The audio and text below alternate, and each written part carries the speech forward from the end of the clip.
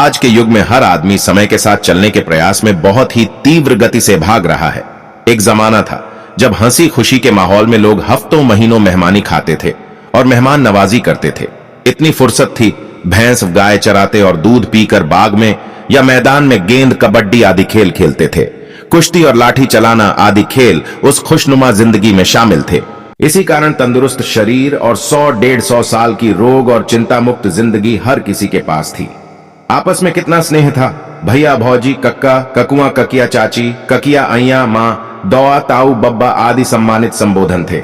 आज किसी से कहो 2 दिन मेरे घर आकर रुक जाओ, बोलेगा इतना समय नहीं है भाई। कहां 3 दिन बारात रुकती थी, आज बारातियों के पास 3 घंटे भी नहीं है। अब देखते हैं आज के युग की जिंदगी।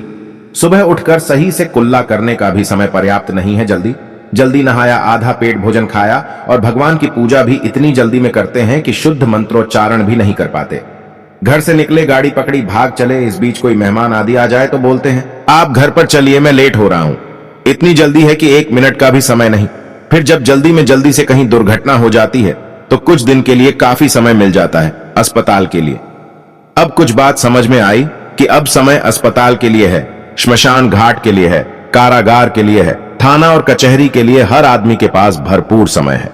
समय वहां के लिए है जहां दुख, चिंता, उलझन और झगड़ा है, बल्कि जहां सुख, शांति और खुशी है वहां के लिए आदमी के पास समय कहां है। हर आदमी के मुंह से एक ही सवाल निकलता है कि यार समय कहां है।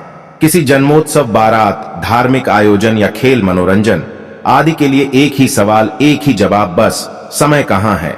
आदमी दुनिया के बारे सोचते हुए बोलते हुए बूढ़ा हो जाता है। अपने बारे में अकेले बैठकर सोचने समझने के लिए समय कहां है। दुनिया भर की बुराइयां जो आसानी घर बैठे सीखी जा सकती हैं, सीख लेगा, लेकिन अच्छाइयां सीखने के लिए समय कहां है, क्योंकि बुराइयां भोग से मिलती हैं और अच्छाइयां त्याग से।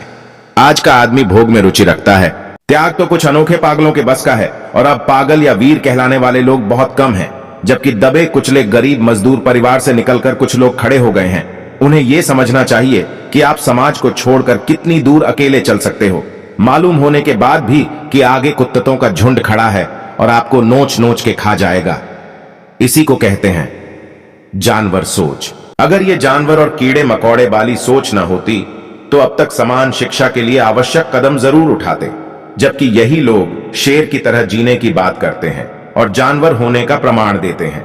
असल में उन्हें पता है कि शेर इंसान के इशारे पर नचाए जाते हैं। इन्हें भेड़ियों के बारे में सोचना चाहिए।